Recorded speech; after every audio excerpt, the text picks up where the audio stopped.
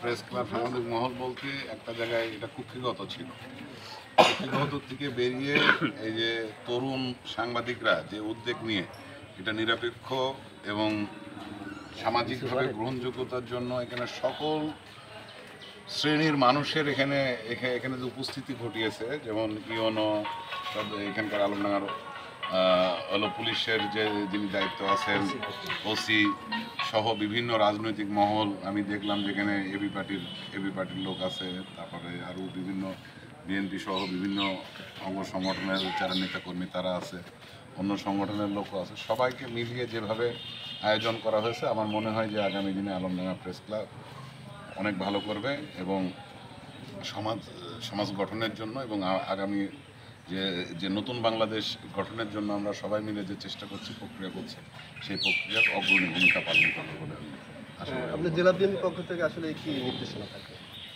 না, জেলা বিএনপির পক্ষ থেকে অবশ্যই নির্দেশনা থাকবে নিরপেক্ষ এবং বস্তুনিষ্ঠ সংবাদ প্রচার করার জন্য, এবং যারা বিভিন্ন হলুদ সাংবাদিক হিসেবে পরিচিত এদেরকে পরিহার করা এবং এভিডেন্সের ভিত্তিতে আর কি, যে আপনার এভিডেন্সের ভিত্তিতে নিউজ গুলো করা, যেন এটা নিয়ে যেন কোনো প্রশ্নবিদ্ধ না হয় এবং কেউ যেন প্রশ্নবিদ্ধ না করতে পারে।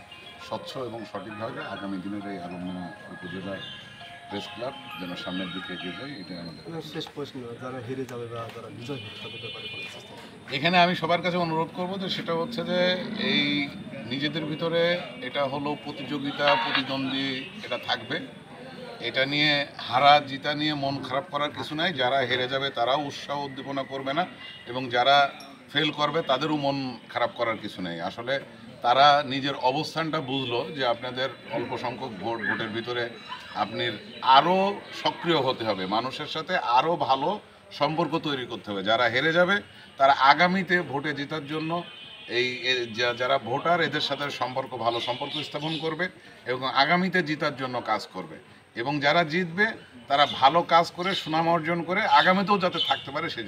সেজন্য যে রাজনীতি বলেন সামাজিক কর্মকাণ্ডের ভিতরে এবং একটা ক্রাইটেরিয়া আছে, সেই ক্রাইটেরিয়ার ভিতরে থাকতে হবে, এটা যেন এনিমি রূপ না নেয়। সেজন্য আমি সবাইকে বিনীতভাবে অনুরোধ করব, রেজাল্ট যাই হোক না কেন সবাই মেনে নিয়ে একসাথে ঐক্যবদ্ধভাবে আবার নতুন করে আগামী নির্বাচন পর্যন্ত একসাথে পথ চলা। সবাইকে ধন্যবাদ। এবি পার্টি, আমার বাংলাদেশ পার্টির জয়েন্ট সেক্রেটারি এবং দপ্তর সম্পাদক, কেন্দ্রীয় কমিটি।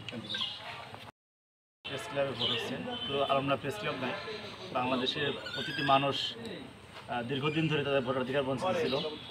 আমরা নতুন বাংলাদেশের অভ্যুদয়ের পর আলমডাঙ্গা প্রেস ক্লাবে যে উৎসবমুখর পরিবেশে ভোট অনুষ্ঠিত হচ্ছে, সব দল মত নির্বিশেষে সবাই এসেছে, ভোটাররা উৎসবমুখর পরিবেশে ভোট প্রদান করছে।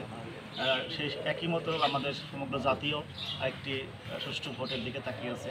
আমরা আশা করব যে আলমডাঙ্গা প্রেস ক্লাবে যেভাবে সুষ্ঠুভাবে উৎসবমুখর পরিবেশে ভোট গ্রহণ হয়েছে, আমাদের সামনে একটি জাতীয় নির্বাচনে সেভাবে উৎসবমুখর পরিবেশে ভোট গ্রহণ হবে এবং যে ভোট গৃহীত হয়েছে ইতিমধ্যে অল্প সংখ্যক ভোটার যদিও, তারপরেও সবাই মিলে যারা জয়ী হবে, যারা পরাজিত হবে, সবাই মিলে প্রেস ক্লাবটাকে একটা ভালো পর্যায়ে নিয়ে যাবে, এটা আমরা আশা করছি।